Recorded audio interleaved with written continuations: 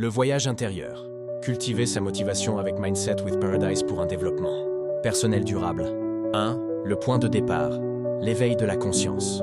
Le développement personnel ne commence pas par une liste d'objectifs ou une routine matinale parfaite, mais par un simple acte de conscience. C'est ce moment précis où l'on réalise que l'on peut être l'architecte de sa propre vie. Prendre du recul pour observer ses pensées, ses habitudes et ses schémas répétitifs est la première étape fondamentale.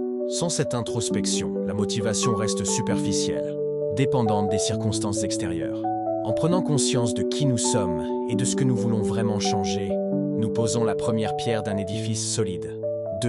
La motivation. Une flamme à entretenir, pas un éclair magique. On imagine souvent la motivation comme une décharge soudaine d'énergie, un éclair qui nous pousse à agir. En réalité, la motivation est davantage un muscle qu'un éclair. Elle se renforce avec l'entraînement et s'atrophie avec l'inaction. Attendre d'être motivé pour commencer une tâche est une erreur courante. La clé réside dans le mouvement inverse. C'est en commençant à agir, même sans enthousiasme, que la motivation finit par naître.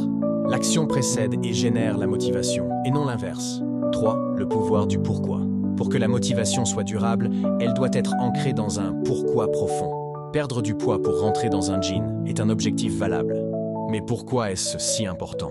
Est-ce pour se sentir en meilleure santé, pour avoir plus d'énergie pour ses enfants ou pour gagner en confiance? Ce pourquoi est le carburant qui nous maintient en mouvement lorsque la route devient difficile. Un objectif sans raison profonde est un vœu pieux. Un objectif soutenu par un pourquoi puissant devient une mission. 4. Accepter l'inconfort de la zone d'apprentissage. Le développement personnel implique de quitter la zone de confort. Or, notre cerveau est programmé pour éviter l'inconnu et la douleur. Il est donc normal de ressentir de la peur, du doute ou de la résistance face à un nouveau défi. La vraie croissance ne se trouve pas dans le confort, mais dans cette zone d'apprentissage où l'on se sent maladroit et vulnérable. Apprendre à accueillir cet inconfort comme un signe de progression et non comme un signal d'alarme est une compétence cruciale à développer. 5. L'art des petits pas. Face à un grand rêve, il est facile de se sentir submergé et de perdre toute motivation. La solution est de diviser l'objectif en micro-tâches réalisables. La méthode des petits pas, ou Kaizen, est redoutablement efficace.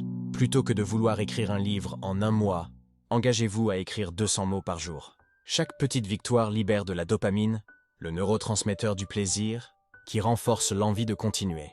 La somme de ces petits progrès, constants, mène inévitablement à des résultats spectaculaires.